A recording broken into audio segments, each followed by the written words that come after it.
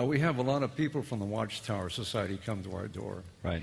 And I have such a great compassion for these people that I actually invite them in so we can talk and I can get a chance to share the gospel. And my question was out of course, John's second epistle in verse 10. If anyone comes to you and does not bring this teaching, do not receive him into your house and do not give him the greeting. And then John goes on and on. How would you respond to that? And well, we have to respond. A good question, Phil. We have to respond to that in its context, okay? In the period of the New Testament and after and before, there were itinerant teachers. Basically, people traveled around and taught and preached. They were dependent upon the care and the reception of people in the towns and villages where they went to receive them into their homes, to give them lodging, to give them food. That's the context here. What John is saying is, when an itinerant teacher comes to your town who is not faithful to the gospel, do not provide for him a home, a place of reception. That's the context here. It does not mean that you should not have a conversation with somebody with the objective of communicating the gospel to them.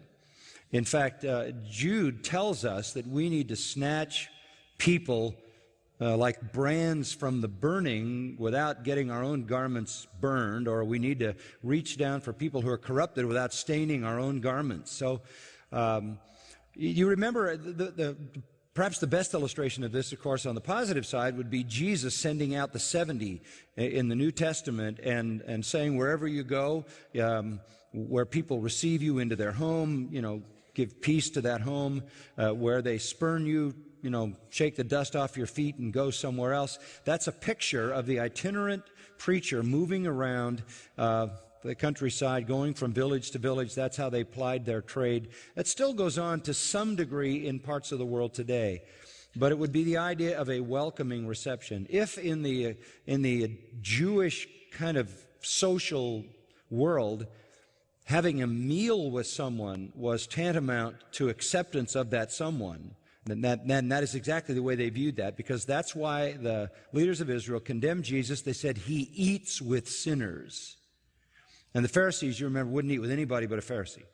So the idea of opening your home, receiving somebody in, having a meal, giving them hospitality, caring for them, meeting their needs, which is aiding and abetting their enterprise, is exactly what it's talking about there.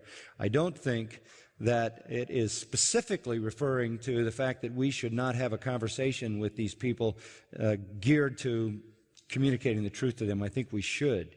Now, having said that, you have to be very, very careful that if you're going to engage yourself with a Jehovah's Witness or with a Mormon or any other person that comes along denying the truth, that you take the position of the offensive. It's very easy for them to twist and manipulate a new believer who can get tossed to and fro and cared about by every wind of doctrine. So someone as mature as yourself, I would say they have no idea what they just stepped into. And that's a good thing. So keep it up, Phil.